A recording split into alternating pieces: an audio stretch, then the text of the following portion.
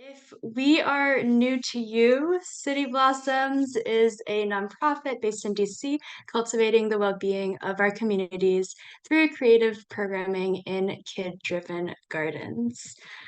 This is just our mission statement to get you all thinking about where we're coming to you from today. And how we achieve our mission is in part through these 5 program areas. And at City Blossoms, we like to say our programs build a pathway. So from ages 2 through 19, we have various accessible touch points for folks to connect with nature, connect with their holistic well-being, and sustain those connections through adulthood.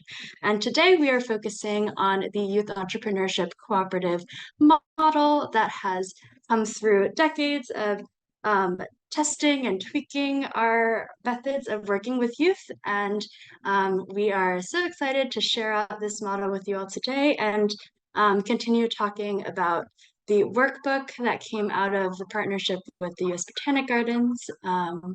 And yeah, much more to come.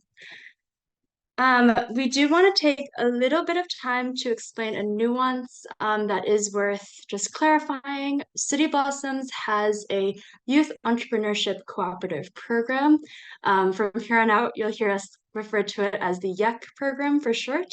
And our YEC program is distinct from our Mighty Greens business, from the Mighty Greens business. And this intention is to create a clear separation between this YEC program and the business that our high school youth run and lead. And this makes it possible to talk about our YEC model without really infringing on the youth staff and their work and this business that they have made through our cooperative model. And with that, I will pass it on to Willa to talk more about growing your youth-led garden-based business. Thank you, Jillian. Welcome, welcome. We are going to focus on these main elements today. So briefly touch on designing a green space and planting plan with your youth, the possibility of growing seedlings, if that possibility is available to you, some nuances around garden-based value-added products, some lessons learned, and some tips for selling from the garden that have worked well for us. So an important step to developing a garden-based business with youth is designing that green space where it all happens. So whether you're starting from scratch or working with an existing green space and thinking through what youth and your community need and want is really key. So once youth sort of decide to start their business and think big and dream big, often we'll start with a series of questions. If anyone's interested in those questions, some of our go-to favorites are in our YEC manual, or you can reach out directly to Jillian and I. And that sometimes is a great place to sort of get the dreaming happening and start visioning what they want out of their space. And also thinking about how that then aligns with their business and how it breaks down into more manageable steps. So I think one of the roles, as in our case, a program manager or any adult who's helping to facilitate this kind of programming, it's maybe supporting youth and balancing, asking questions to get them to think about balancing big dream plans. We all dream big, think big, want to take on all the things, with constraints like budgets, time, capacity, and also just making sure that whatever green space is being designed really ties back into the business. So I think this process can take a while. It can take a lot of time, and it also takes a lot of compromising, but it's a really great opportunity for the youth to sort of continue to explore group decision making and compromise. We typically encourage the youth sort of talk about the different ideas around designing a green space like this. So we encourage youth to think about how they want a welcome area or a sign-in area to be in their space, what their growing spaces look like, what their pathways are like, where they're storing things, maybe a washing station, an area to meet, an area for cooking and eating, and also thinking about art and signage. So sort of giving examples to help jumpstart some of those ideas. And then making sure that once you've got the basics down, when you're thinking about planting, thinking about how the planting plan really reflects what your garden business needs out of the space. So if you're just getting started, it might be a good time to sort of encourage youth to do a little research, think about what plants make sense for their business to start.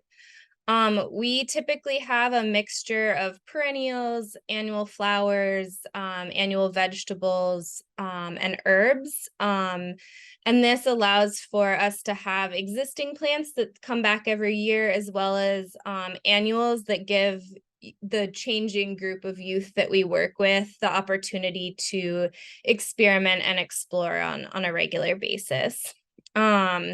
And herbs are a really great way for someone just getting started, or maybe a group that doesn't have a lot of space, a great way for youth to use their space really efficiently. And they're also fantastic for value-added products, which we'll get into in a minute.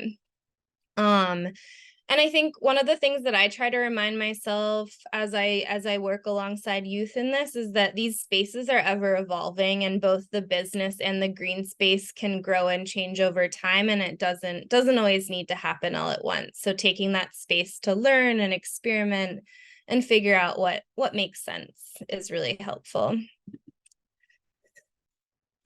So we are fortunate enough at our two spaces to have two functional greenhouses that were in existence before we started this work. Because of this resource, we encouraged youth to sort of take advantage of that space. And this is really helpful since in a lot of places in the US, our school year doesn't really align with our growing season.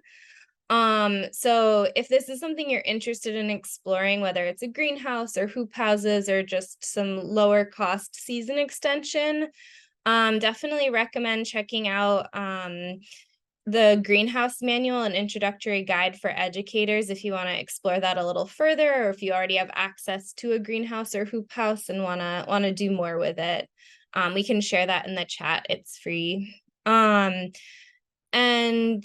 if you do have access, growing seedlings might be a really interesting thing to explore as a part of your business. I know a lot of regions, maybe you don't have access to seedlings that either are healthy or make sense for your region, or you can't find the varieties that you want. And so having this be incorporated into your youth-led business can be a really great way to make sure that the business is connecting with the community and growing things that work for your community.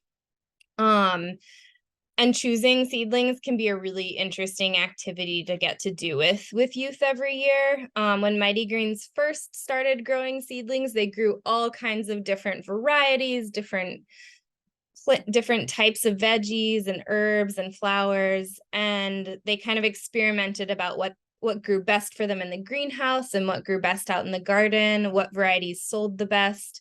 And after a little while, they sort of decided, like, okay, we can reel this in a little bit. Let's concentrate on a smaller number of varieties and make it a little bit more manageable.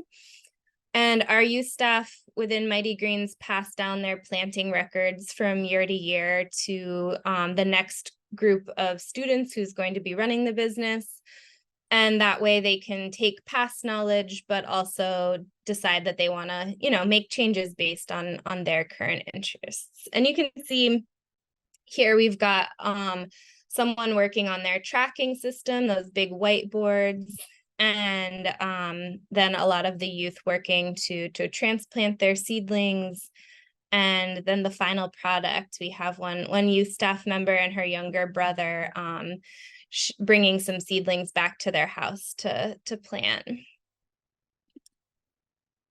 All right, and next up is garden-based value-added products. Again, for Mighty Greens, this has worked really well and is something that might make sense for your garden and your business plan to sort of think about as you build out your business alongside your youth.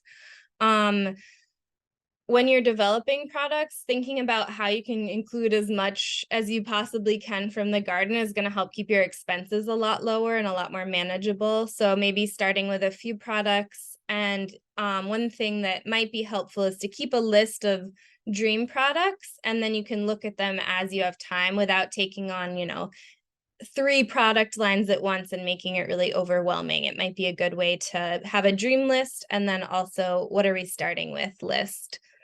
So for Mighty Greens, that has looked like a lot of teas and soaps and herb salts and more. And these value-added products last a lot longer than fresh produce, so it's a good way for youth to sort of make money during cooler periods of the year when maybe your vegetable production or your flower bouquets are not as fresh. And when you start to develop your product line, it might be helpful to encourage youth to sort of think about shelf stability. So think about products that maybe don't need refrigeration and can stay on the shelf while being able to ensure really good quality for their customers. So again, things that are like infused vinegars or herb salts might have really good shelf lives as compared to things that need to be refrigerated. Another thing to consider maybe as you get a little bit further down the line is investing in a food handling certificate. This can be a really great way for the youth to think about how they're handling food safely and how they're really incorporating that into their production, and honing it to make sure that it's safe and professional and something that they want represented. Lessons learned, so many lessons learned, I think, by both City Blossoms and Mighty Greens throughout this process, this journey. The Mighty Greens youth staff have developed so many products over the years. Some have become huge successes and become a part of their brand and their regular product line, such as herb salts, and others maybe didn't work out quite as well. For instance, these catnip toys, one year the youth staff had lots of catnip and they were like, we're gonna dry it and make catnip toys. And it turns out it took a really long time to make all these cute fish and mice stuffed with catnip, and they only made like 15 of them. And they were like, you know what, this wasn't maybe where we want to focus our time.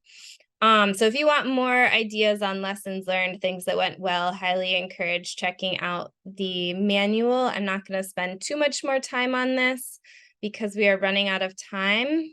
But thinking about how you can sell from the garden in safe ways, in ways that make sense for your youth. And yeah, excited to see all the ways that you all collaborate with your youth to figure that out.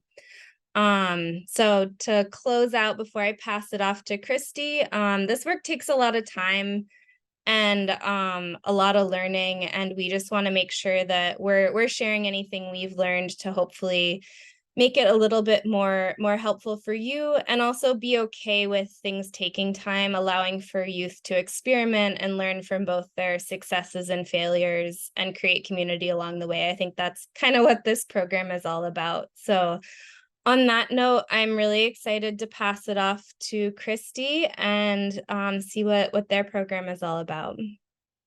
Well, I'm super excited to be here today because I love everything that you all were talking about in terms of making a business out of your garden. And so I will share with you today Green Our Planet's take on all of that. And we like to call students who are entrepreneurs using their gardens farmpreneurs. So that's what that word is up there, farmpreneur. We made it up. So I'm Christy Carlson. I'm the Director of Business Development at Green Our Planet. And my email address is there. I will also post that at the end of this presentation. And I will also share with you a link to all of these slides, just so you know. But I will start out with telling you about Green Our Planet and who we are, and then how we are using gardens and hydroponics for teaching financial literacy and entrepreneurship. And then we'll end with, you'll see some of our farmpreneurs in action in Las Vegas at the Giant Student Farmers Market. All right. So first and foremost about Green Our Planet, some of you may know who we are, some not, and that's okay. Our mission at Green Our Planet is to movement to create joy and justice in communities by empowering people to grow food and connect to the magic and majesty of the universe. And we do that by delivering the highest standards of garden programs through content, coaching, and community. We are based in Las Vegas. We started there 10 years ago, where we provided programming, and we used to actually build gardens as well in Las Vegas. Recently, we expanded nationally, especially with our HydroConnect program, which is our program around hydroponics, as well as our garden program, which is called Garden Connect. And we have even expanded internationally. We have a program now in the United Arab Emirates, and we're looking to expand even more internationally. So that's super exciting for us. And so our two programs that we have are HydroConnect and Garden Connect. HydroConnect is our hydroponics program. It provides you with everything needed to run a successful hydroponics program at your school, which includes startup materials. So we actually do with this program send hydroponics units to schools. And Garden Connect is our outdoor garden program, where we don't send any physical products with this program, but more so access to Green Our Planet to ask questions and lots of resources and curriculum as well. And this next slide here, it has a lot on it, but please know that I will send you these slides. I'm not going to go through everything, but I will point out that if you're interested in our programs or getting a program at your school, or maybe you know someone who's interested, I do a whole entire webinar about 3 times a week around all of this. And we're going to jump more into what we do with our farmpreneurs. But if you are interested in joining into one of those program discovery webinar, there's a QR code down there as well as a link to that. And after I'm done presenting, I will type up everything in the chat for you so that you'll be able to click on those. But this slide basically breaks down what our HydroConnect and Garden Connect programs include. You can see little pictures here of the units that are included with HydroConnect. But we're going to talk more today about financial literacy and entrepreneurs. So I should have said farmpreneurship instead of entrepreneurship. But at Green Our Planet, we've realized that teachers are not only using gardens as STEM teaching tools or teaching about plant life cycles, but they're also using gardens for financial literacy and entrepreneurship. And we in Las Vegas picked up on that and really took it and ran with it, because we loved the idea of being able to use a garden for more purposes than just STEM or science. And that is where the Farmpreneur program was born. So with Green Our Planet programming, teachers have access to all of the materials that we have around financial literacy and using your garden as a business. But what we've noticed that's really, really cool with what we've done in Las Vegas is that students are getting this real world experience in business planning, sales, marketing, profit and loss, customer service, cash handling, budgeting, all entrepreneurship, all sorts of things. And really, it's interesting how schools in Las Vegas have taken this and there's more about this on the next slide, but we've actually created something big where all the schools get together to have a giant student farmers market and get to really put their businesses into play. But so we've had lots of teachers in Las Vegas do farmers markets. They absolutely love it. And this is over here just a quote from one of our teachers that we've worked with. And this teacher says that the students have a more global view of how a farmer's market works and how customer service works and how it impacted success of sales. And that's super cool because you don't normally get that sort of experience unless you are unless you are very hands-on and doing it in real life. And that's hard experience to get as a student. And business experience is not something that's easily replicated in the classroom. So a real life event like a farmer's market is very cool for students to be a part of.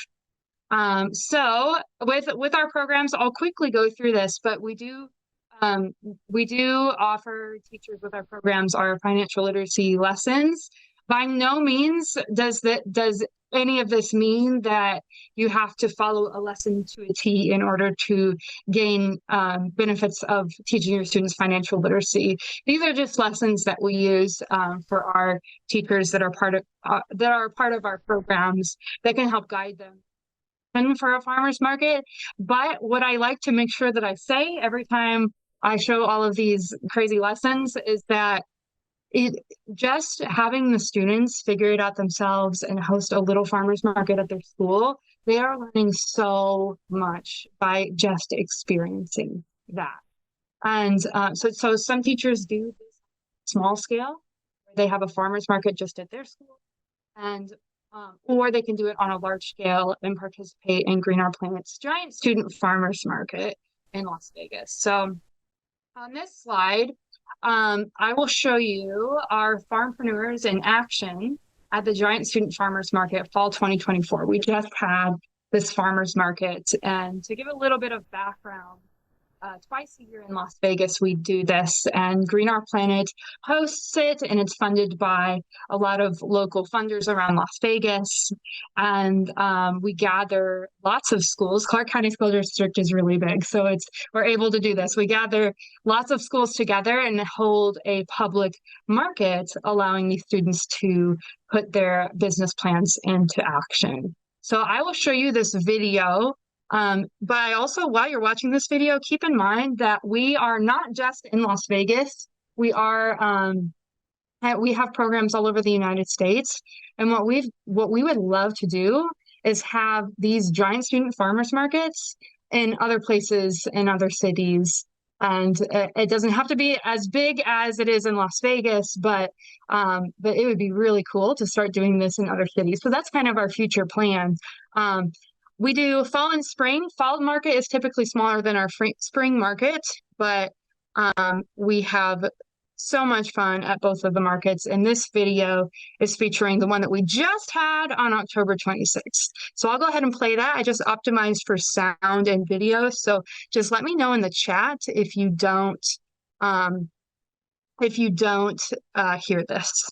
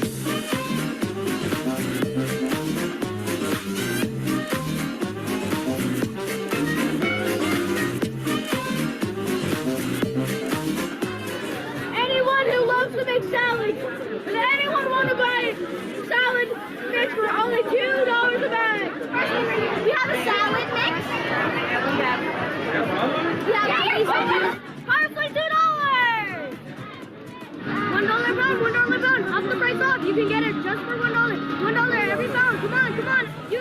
We weigh them. You can have this just for your backyard. You can ask for gifts. All right. Yeah. Oh, I'm super excited. We're at the Clark County Government Center, and we've been doing this for a few years, inviting over 400 students out to bring their produce, to bring their craft ideas, to really show the community what they can do when it comes to gardening and entrepreneurship. Thank you.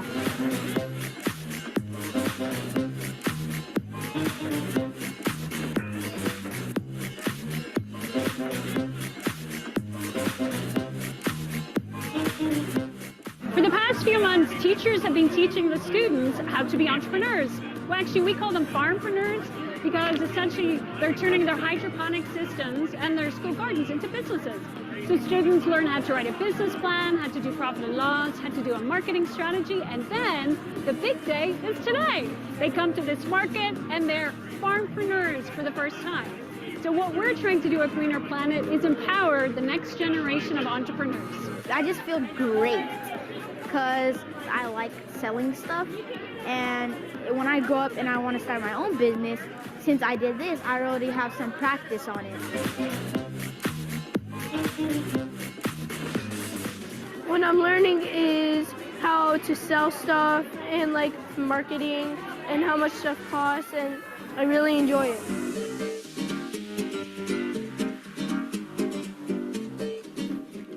What I'm learning today is how to process money and how to work a business. All the business things I'm learning is how much stuff costs, how much money I have in my budget, and how much I have to sell.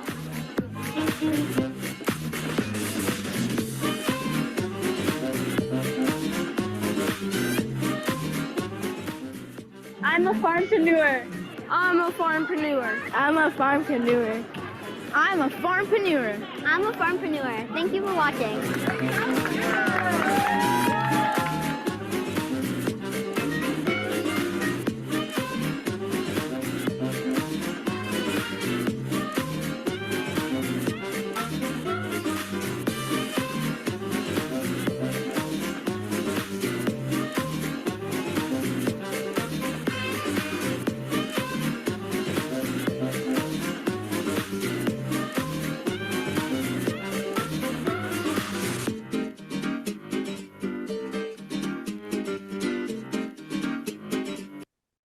All right, let me get those.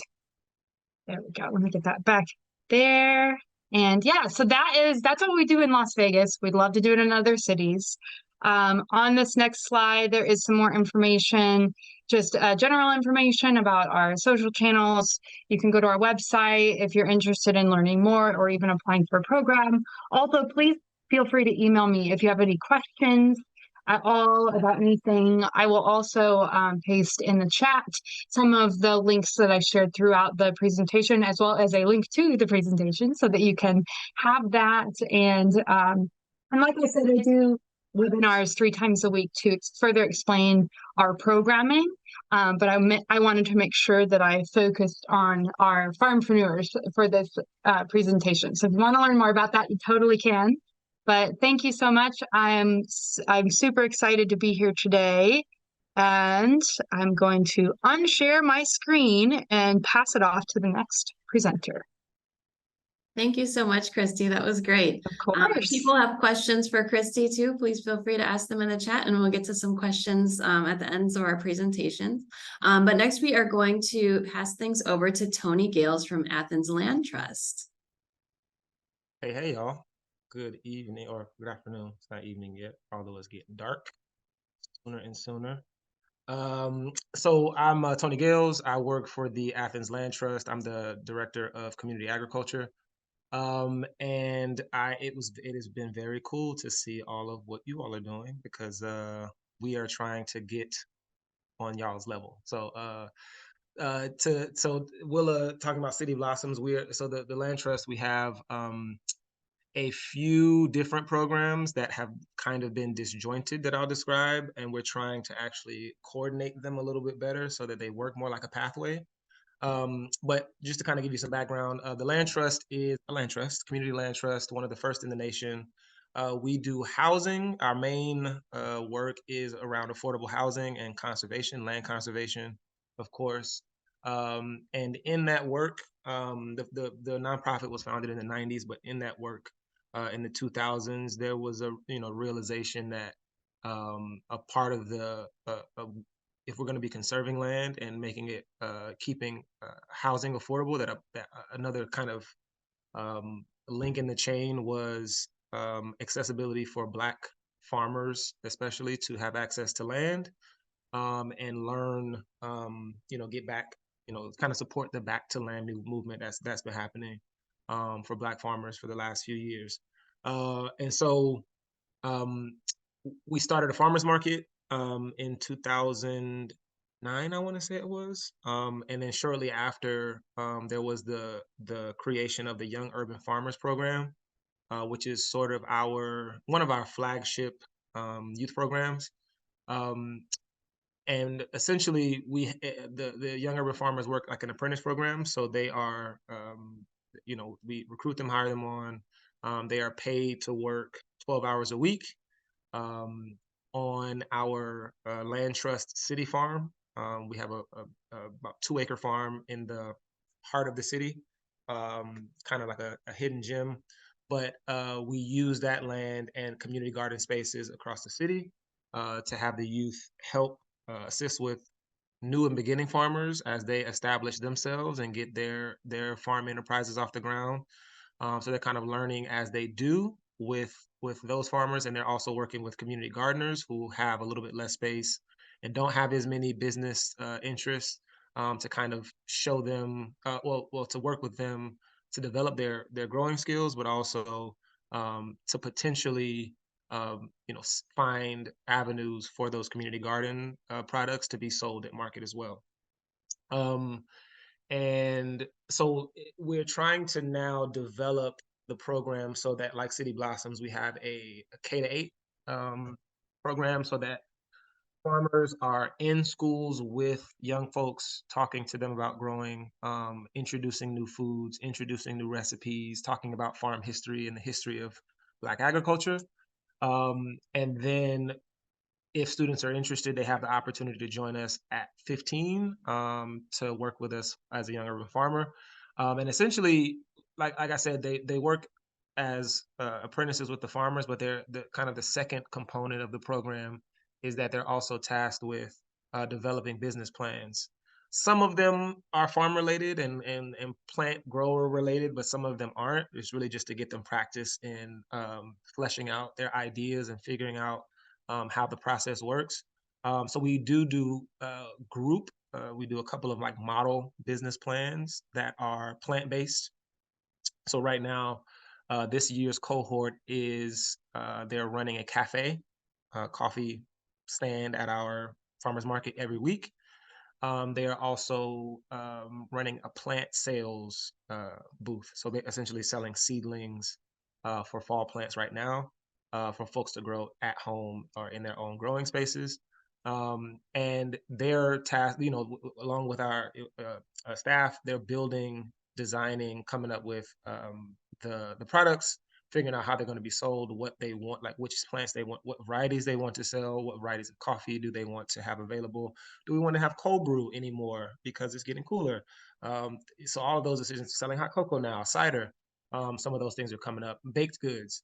And so, like someone said earlier, it just really gives them that hands-on opportunity to develop and kind of find, make mistakes. It gives them a place to iterate, make mistakes, and then come back week after week after week, improving on the week before.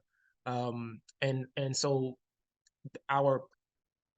we're taking the program in a direction where we're going to be working with farmers not only to produce food for the markets next year in 2024, but we're also going to be growing food that will go directly to Clark County and the Clark County schools here in Athens,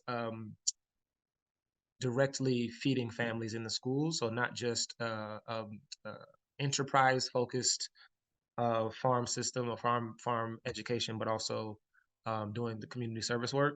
And we're hoping that with more with our distribution arm and having more kind of fingers in schools and neighborhoods around the city, that will also attract more visitors and shoppers at our weekly markets. So really trying to give them an opportunity to see and experience all that they can on the farmland and on the farm side of things. They're doing workshops around cover crops and irrigation and financing at the same time as they're getting that hands-on experience at the markets week to week. And like I said, figuring out what things work and what things don't work. We've had quite a bit of success in the past before COVID. There were some really successful student enterprises that worked really well. We had mushroom logs was one that worked really well. We've had students sell flowers, had students create and design birdhouses, sell mugs with succulents in them.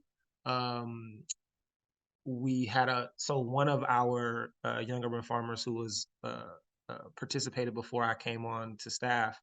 He actually graduated from the program and started his own nursery that is still operating outside of Athens right now. He's kind of able to wholesale to some of the big box stores with a lot of his products because his nursery has done that well so far. So really trying to, like I said, develop so that we have really clear pathways for students to start learning and exploring when they're in elementary and middle school. And then by the time they get to high school, they can get some work experience so that they can make a decision and kind of get on two tracks. So the two tracks that we kind of think about are agriculture and entrepreneurship. If they want to kind of focus on growing things, they can do that, and they would take more time and develop as a farmhand on Williams Farm, that same farm. And if they decide to take an entrepreneur track, we have a grow your business program and an incubator so that students can get some experience with direct to sales marketing, more experience with direct to sales marketing with their specific products, and then develop those into sustainable income generating businesses in time. But I don't have any graphics, but I'll put our website in the chat so that you all can take a look at some of the work that we are doing if you're interested. Like I said, the Young Urban Farmers is one of the programs in our community agriculture department. So we also have, like I said, the working farm that houses beginning farmer incubators. We have the market, like I said, where we have about 40 to 50 vendors every year participate, and we have that run for about 40 weeks. And then we have our community garden networks where we have community gardeners throughout the city who are growing, distributing food in their neighborhoods. But like I said, we're trying to kind of get them in on providing food for the neighborhood that making value added products,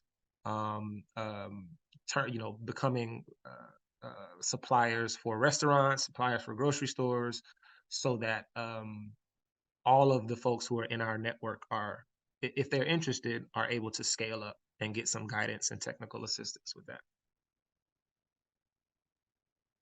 Look forward to your questions. Thank you so much, Tony. That's great to hear about. And yes, look forward to people's questions that you might have for Tony. And before we get to questions, we will hear one more presentation. We'd like to welcome Maurice Small. Hi, everyone. Maurice Small here, calling in from Atlanta, Georgia. And I'm happy to be here. The weather in Atlanta right now is about 65 degrees. It was very windy this morning. And the students that we had today they had their jackets on because that wind made it feel kind of blustery. So I'm going to share a little bit about what we have going on. And it's not just here in Atlanta. It's in Cleveland. It's in Raleigh, North Carolina, Cleveland, Ohio, Raleigh, North Carolina, and a number of other areas around the country. So I'm a food consultant, and I just hang out with farmers and chefs and students and pretty much everybody. And I try to build a bridge. What we have in life oftentimes is this side or that side, and no one's working together. So I was brought up to try to make everyone feel comfortable via truth. And a lot of the truths that we have are this truth and that truth. So my job in the world is to make sure we have a bridge to bridge the truth, because the truth is the truth. And if we can all look at it food-wise, we can all benefit. So I've worked with youth programs around the country to help them get started. And these youth programs are based around soil, and the youth programs are based around entrepreneurship. So we work with local restaurants, coffee shops, and places like that. We charge a fee, and I pick up, or one of the other interns picks up the coffee grounds, brings them back to a location where the youth are, and the youth begin to learn about the importance of soil, because without, as you know, without healthy soil, there is no healthy plant. We feed the soil, and the plant does the rest for us, and that prevents disease. And we talk about the importance of using no chemicals, only organic practices. And the students are encouraged to do research around where their food comes from right now. And a lot of the food that they eat comes from the corner store. A lot of the food that they eat comes from the gas station. A lot of food that they eat comes from low value places that it's really processed. So once the students do their homework and they come back and say, this is what I've eaten over the past 2 weeks, and then we look at what we have in the field, and then we look at the seeds that have been saved for years and years, and we have farmers come in and talk about the soil and the eco balance. There's a whole lot of eye-opening things that happen with these students. And in the north of America, we work with students for 9 months a year, from April until November. And we usually do farmers markets, and the students are usually growing on an acre or two or 3 or 4 community gardens with partnerships. And those students are encouraged to, one, do their homework. Where's your food come from? 2, how do you look at your food and how much your food costs? And then 3, seed saving, because that seed saving is, number 1, it's a sell. You can sell your seeds. 2, some of those seeds can be utilized for trade.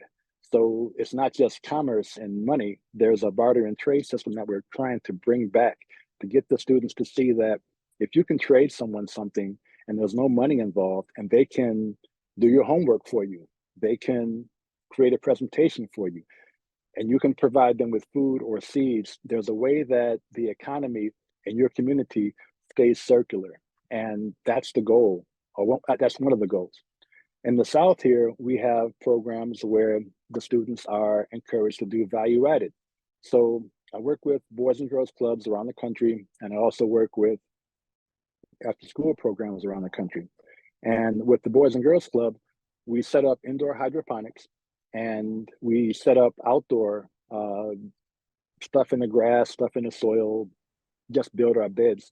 And what that does is it teaches them both indoor and outdoor, and it also gives them access to food trucks. Now, the food trucks want the fresh veg, because the food truck can say, oh, these kids at the Boys and Girls Club grew this lettuce. Oh, these kids at the Boys and Girls Club grew these chives. Oh, these kids grew this, these kids grew that.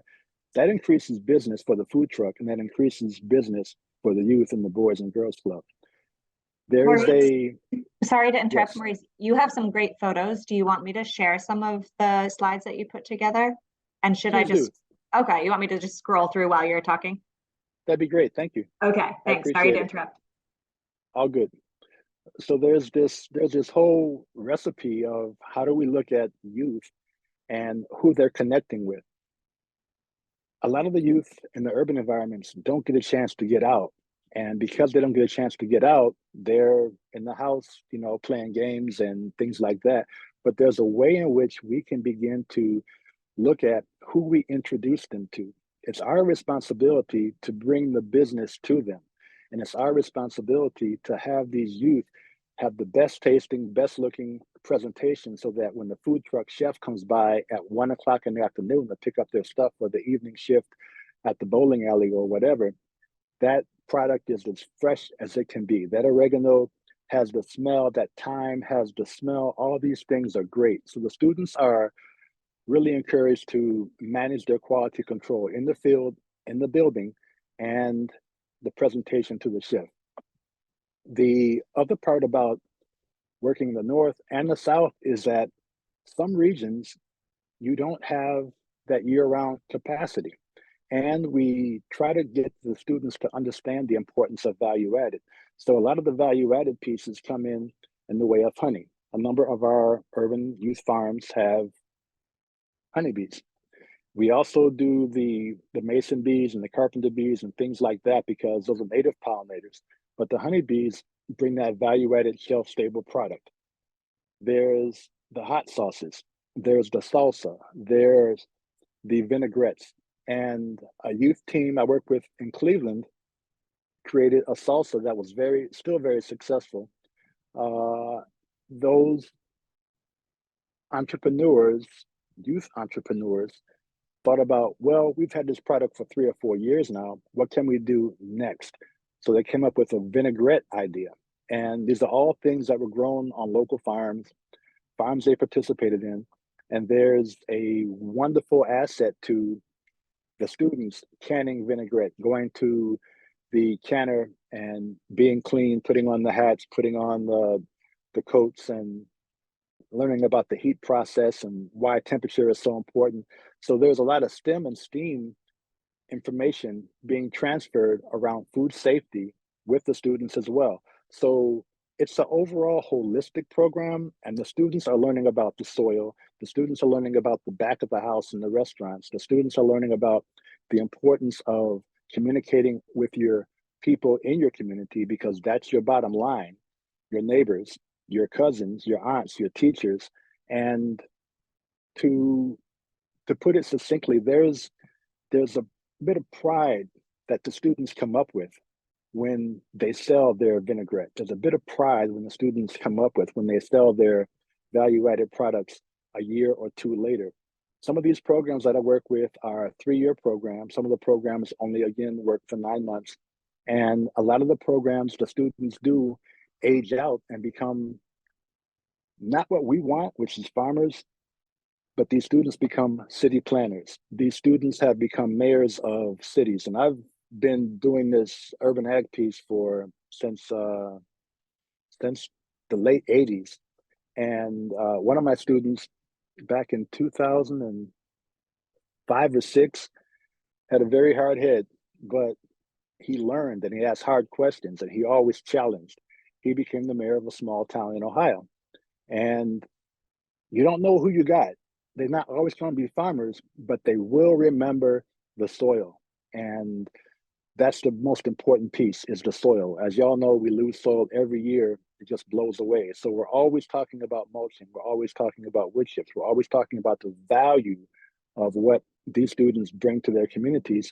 And there's something to be said about seeing these students years later, and they come back and say, hey, Mr. Small, you know, I'm a tattoo artist, but I still have a half-acre garden. You know, that's pretty impressive. And with that, I will wrap up and look forward to the questions. Thank you all so much. Thank you, Maurice. That was wonderful. And thanks for those who've been asking questions. We're going to turn things over to do a little bit of Q&A now. So if something comes to mind, feel free to put it in the chat. We'll be watching for your questions. But I'll start with one that came in, and we can decide who wants to address this one first. But somebody asked, for schools that have a garden but haven't engaged the surrounding community, what is an easy or easy-ish first step?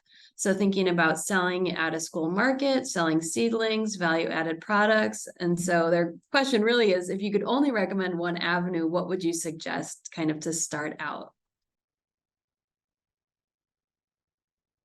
If it's school-based, I think I think all of those ideas are really great. I think selling seedlings at I think a school market is a wonderful idea. I think that as a first step, if you're at a school garden, to take that school garden food and do like a pickup garden, you know what I mean? Or a gym garden. I think that's a really easy way to kind of start. But also, I mean,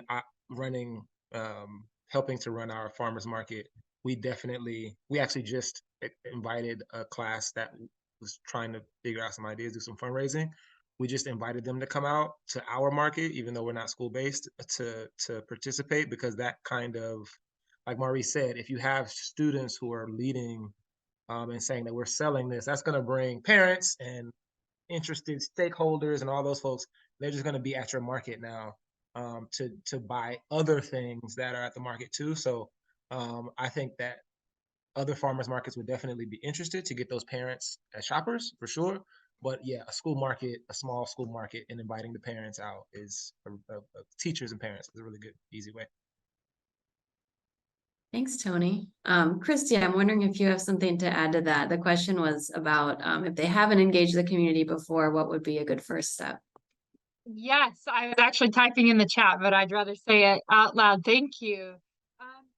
So a lot of our schools, you know, when they're first starting off with farmers markets, they start at a small farmers market just at their school. And we've seen schools be successful with making flyers and making that available somewhere in the community, maybe at a library or something like that, or even sending flyers home with students. We'll get their parents to come and maybe family members or other people that they know.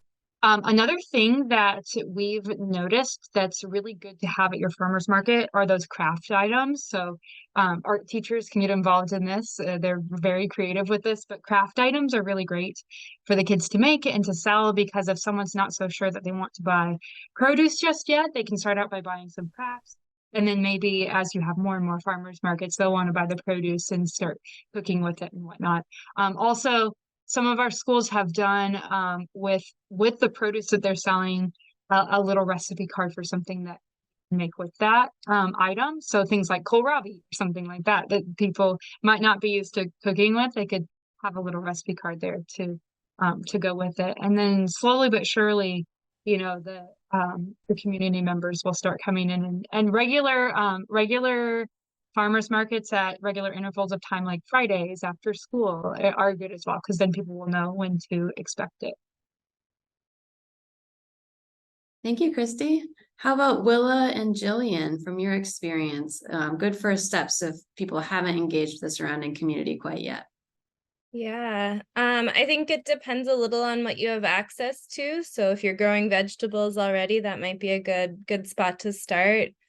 One thing that we did at one of our schools when we sort of restarted markets after the height of isolation during the pandemic was the youth started doing like what they called sidewalk sales. And so they would give tours of the garden, and it was like a come and pick and pay what you can style market. And I think that really worked well for them because they were just getting back into the swing of things. It's what they had the capacity for, and it got a lot of people engaged. And then those people were coming to like their bigger markets later on because they knew that they were like invested in the youth's business and coming back to it. So that might be an interesting thing to explore as well. But also everything that Tony and Christy shared is great. Thank you. And then how about Maurice? Oh, go ahead, Tony. So also in like fundraising and like help, like labor. So in, you know, putting out a call for parents to come and help out in the garden is a good way to get folks involved, and also some type of community fundraiser, so that you don't necessarily want everybody from the community at the school working with kids, but a fundraiser that everybody can access to raise money for the garden is a good way to get them, like, let everybody know people can help out, and that might, you know, that's just a way for people to kind of continue to be engaged if there are other things that you decide to do later on. Great, thank you. Thanks for adding that, building that awareness. How about you, Maurice? Thoughts on good first steps, good entry points for engaging the community? A good entry point is always fresh veg. So getting the students to create soil real quick, coffee grounds, wood chips, turn it, worms, add, boom. Radishes, lettuce, those things are 30 days. The kids by then in 30 days will have a foundation, and heading with that foundation to the community, having an open house, having an after school get together, having something that the kids come up with, have the students come up with something. I don't know everything. I don't know the community. Oftentimes I'm an outsider coming into a different community. So I have to listen primarily. I must listen primarily to the students, because the teachers know a little bit, but the students know more because they're the ones on the street. And be it 5th grade to high school and beyond, those are the ones that we pay attention to, because they're getting around. They have mobile devices and they know things. Asking them to put something on Instagram for you, it works, because they have, asking them to put something on Snapchat for you, it works because that's what they do all day. And then they show up, and then the parents and the guardians are asking, hey, when you went to so-and-so, you came back with this food. Where'd you get that from? It all follows in. So talk to the students, listen to the students, and just trust them, and they will lead you to a brighter future. I love that. Thanks, Maurice. And that made me think about something that Willa brought up, this idea of listening and thinking about the interests and the ideas and the priorities that the youth bring to the work. And Willa, when you were talking, you talked about the physical space and the green space as evolving.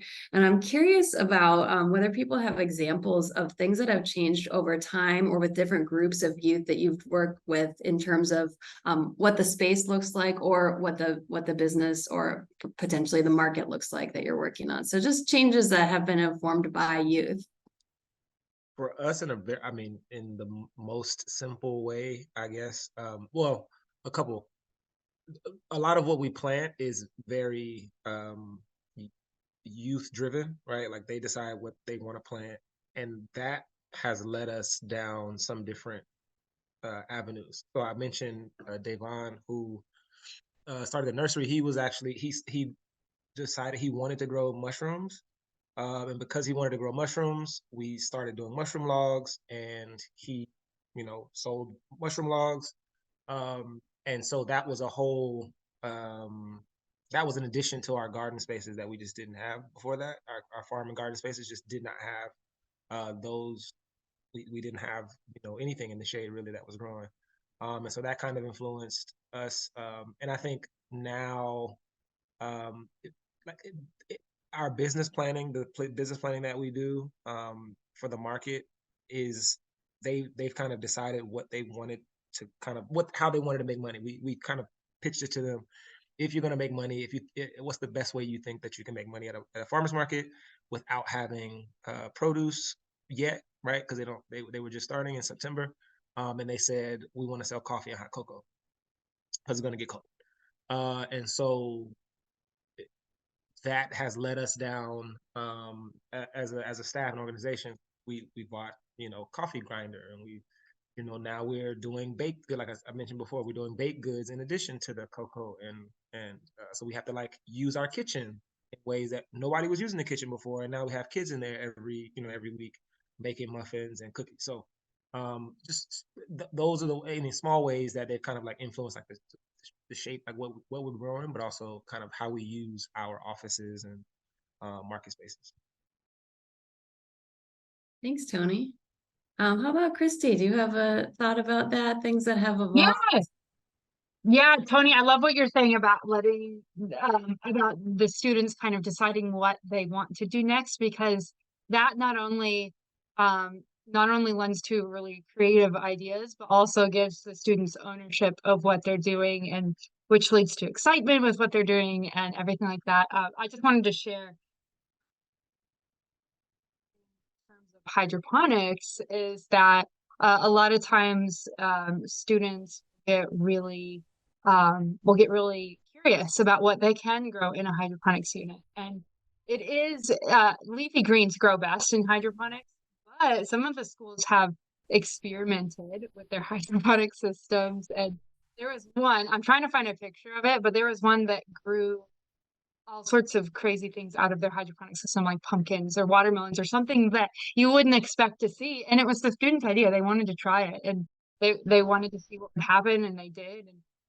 And it was funny how it turned out. But just that whole concept of letting the students really discover by trial and error, and by figuring out what it is that is exciting to grow, exciting to sell is super fun to me, and so creative. Thanks, Christy. How about you, Maurice? Thoughts about things that have evolved in terms of how the youth do their work, or things that have sort of come from the ideas or the priorities of youth that you work with? Listening to them has led to many different venues, and watching them speak with chefs, watching them speak with the food truck owners. A lot of them come back afterwards and they're shaking because I spoke with so-and-so. That one's on TV, it's on the Iron Chef. I'm like, yeah, so what? What? But to them, it's a big deal, because meeting a celebrity or meeting a famous food truck person is like next level. And they'll say something like, okay, they asked me, what do I grow best? And I said, oregano. And they ordered some oregano for next week. So introducing them, taking them outside of a comfort zone safely, keyword safely, and putting them on the spot. They've studied, they've done their research, they know that they're going to meet so and so in 2 weeks. Boom, they meet so and so. What's the order? How aggressively will you pursue this chef? How aggressively will you pursue this kitchen, this commercial kitchen where you can bottle your stuff at next time? You have an idea, you have to go knock on the door. I'll be waiting in the hallway or I'll be in the room, but I'm not going to say anything. It's up to you. All those challenges are what the students are built for. We're all built for a challenge. Giving the students a challenge in a kind, loving, I'm thinking about your future way, because this unknown will help you in 10 years when you're in front of the governor. This unknown will help you in 4 years when you're about to get married to someone. This unknown is one of those things that it's like a cereal box, or it's like a loaf of bread when you pull it out. There's something that happens when you put your hand in and get that first bite. That's what these experiences are about. And the students oftentimes are waiting for you to help them get that experience. And once they have that experience, it's your responsibility to make sure that student follows through, because it's really easy for that student to get distracted and lose faith, lose focus. So keep your focus, be on the student, love them, care for them, challenge them, and the results are always amazing. Just listen to them. Thanks, Maurice. I love that. How about Willa and Jillian? Thinking about things you've listened to youth and maybe have evolved or changed something based upon what you've heard from them. Yeah. One thing that I really enjoyed watching so we started Mighty Greens with the youth, and they designed a logo that was beautiful, and it was sketched out by one of our youth staff. And in 2017, the current youth decided that it wasn't fitting their vision for the company anymore, and they wanted to redesign. They wanted something like cleaner and more professional. And so they were very adamant about this. And so we figured out how they could go through this whole redesign process, and they redesigned their labels, their t-shirts, and figured out a design that worked for all of them. And it was really wonderful to see what that process looked like for them, and how each of them had this strong vision of what they wanted, and they came together to sort of create something that felt in line with where their business was at that time. So that was one of the bigger changes that I got to watch them process, and it was cool to watch those discussions and see what they were all about. Great, thanks, Willa. We had a question, and I see Tony's answering it in the chat some too. Somebody asked about building engagement at a school, and if any of you have feedback or ideas about best ways to do that. Sure. Yeah. So yeah, I think yeah. So all of that, what Christy said, yeah. I wasn't even thinking about like management, but a lot of good stuff there. I think in terms of what we've done when I was a teacher also, and when I was doing school garden work, garden naming contests or votes, or like every class picks a name, and we go like some assemblies where the garden is a part of the assembly, or parents get to vote on it. That was a big one. And I think making sure that everybody plants is a really big deal. I think just you get students who are checked out, or who you think are a little too fresh or grown for to think plants are cool, and those are often the students who are like most fascinated. And so I think and I think by hooking those students a lot of time, because those are students who are leaders, hooking those students means that other students who look up to them are like, oh yeah, that's cool. They're doing that. And so that gets you a lot of because once people start, like Maurice said, once you planted something, you see it grow. I'm a hook 40% of student, at least. You know what I mean? I got half of y'all. So making sure that everybody plants, teachers included, parents if they can, I think is really good. Like plant this seedling and bring it back to us. We'll put it in the garden in 3 months. You know what I mean? Or in a month when it's time to transplant. You take care of it for a month and then bring it back to us. That type of stuff, I think, is really what gets people interested and motivated to see what's next, see what's happening. Thanks, Tony. How about you, Maurice? Thinking about building student engagement. What are some of your big tips for that? Well, most of the students I've worked with have been high school students. And they're the most difficult because they're beefy, everybody's beefy in high school. They got to prove something. And they all have an idea of what it's going to be like.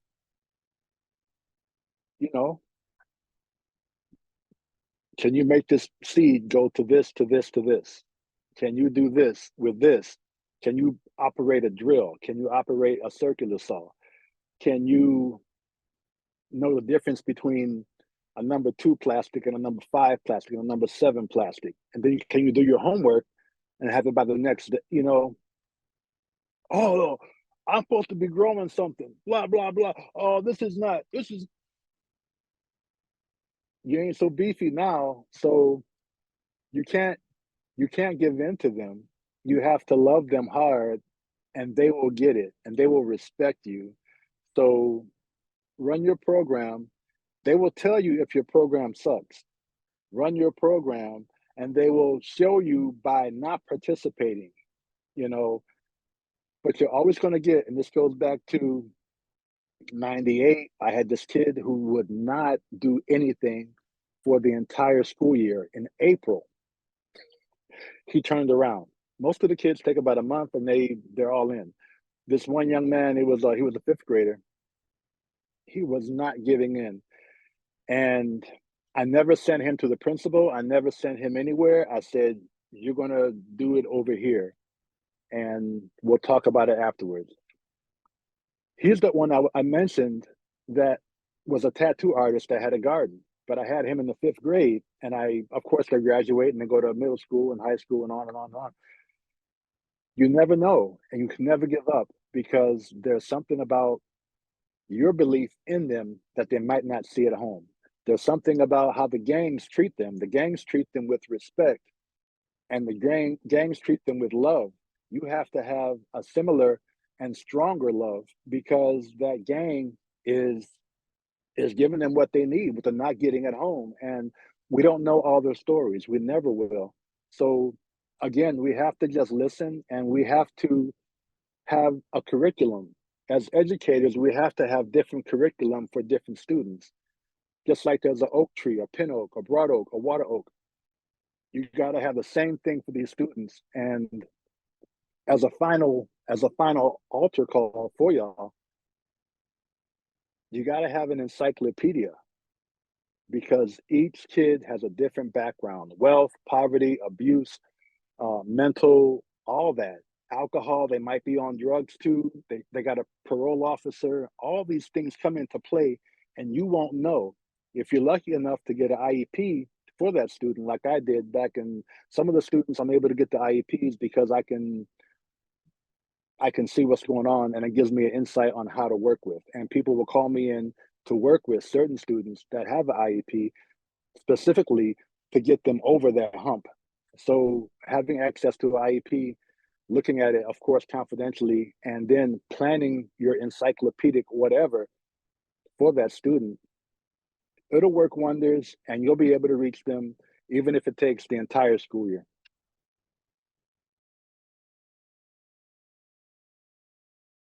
Thanks, Maurice. And then Jillian and Willa, final thoughts on student engagement. What are some of the most important things you've learned about that? Yeah, I'll jump in. It's hard to top that one, but I think that we've talked a lot about respect, and that is definitely central to making folks feel welcome in any space, but especially in our, school garden spaces, community garden spaces. And with City Blossoms, I think we also like to think of our spaces as yes spaces. So, like we've said, we really want to be listening and meeting our young people where they're at and just letting them feel welcome and able to explore, whatever they might be feeling that day. Even when they are part of a cooperative business, just letting them take ownership and seeing their impact. I think that will just build and spread. And once kids hear there's this cool place where they can make their dreams come true, the other kids will follow along. That's the hope. I love that. Thanks so much, Jillian. And just want to say thank you to all of our speakers today for taking some time to share your programs and share your conversation with us. We appreciate it so much.